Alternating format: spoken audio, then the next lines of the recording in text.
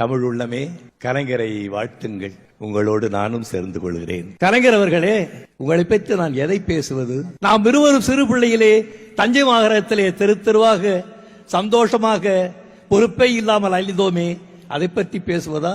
அல்லது அங்கிருந்து நாம் சென்னை வருவதற்கு பணம் இல்லாமல் தவித்த போது உங்கள் விரலிலே இருந்த மோதிரத்தை விற்று நாம் வீடு வந்து சேர்ந்தோமே, அதை பற்றி பேசுவதா?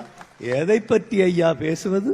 நாம் சினிமாவுக்கு வந்த பிறகு பராசக்தி எழுதினீர்களே, அந்த வசனத்தை பேசி நடித்தேனே, அந்த படம் வெளிவந்த பிறகு ஒரே இரவிலே வானத்திலே சென்றேனே, அதை பற்றி பேசுவதா?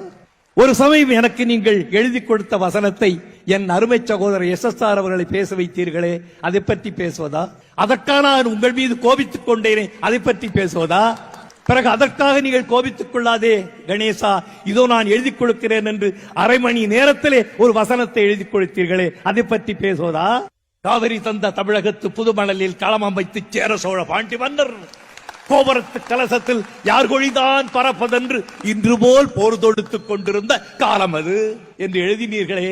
நீங்கள் வாழ வேண்டும், பல்லாண்டு வாழ வேண்டும். உங்களை நம்பி 1000 பேர், கோடிக்கணக்கான பேர் இருக்கிறார்கள் இந்த தமிழகத்திலே. உங்களை நம்பி ஒரு மாபெரும் இயக்கமே இருக்கிறது தமிழகத்திலே. அதை நீங்கள் காப்பாற்ற வேண்டாமா? அதற்காக நீங்கள் வாழ வேண்டும். என் அருமை கண்மணி பாரதிராசா சொன்னானே, எங்கள் வயதை உங்களுக்கு கொடுக்கிறோம் என்று. அதை போல் நான் சொல்லுகிறேன், அவன் இளைஞன், எத்தனை வயசு வேண்டுமானால் கொடுக்கலாம். நான் வயதானவன், நான் சொல்லுகிறேன், என்னுடைய வயதிலே 2 நீங்கள் எடுத்துக் கொள்ளுங்கள்.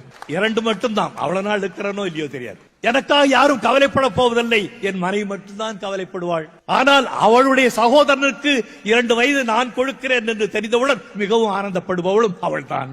ஆகையால் நீங்கள் நீண்டு வாழ வேண்டும், தமிழகத்திலே பல்லாண்டு இருக்க வேண்டும், உங்களால் தமிழ் வளர வேண்டும், இன்னும் வளர வேண்டும். கலைஞரே, என் உயிரே, என் அருமை நண்பா, பல்லாயிரம் ஆண்டு வாழ வேண்டும். உங்களுடைய தமிழ், உங்களுடைய அரசியல், உங்களுடைய குடும்பம் ஆள்போல் தழைக்க வேண்டும், அழகுபோல் வேறொன்ற வேண்டும்.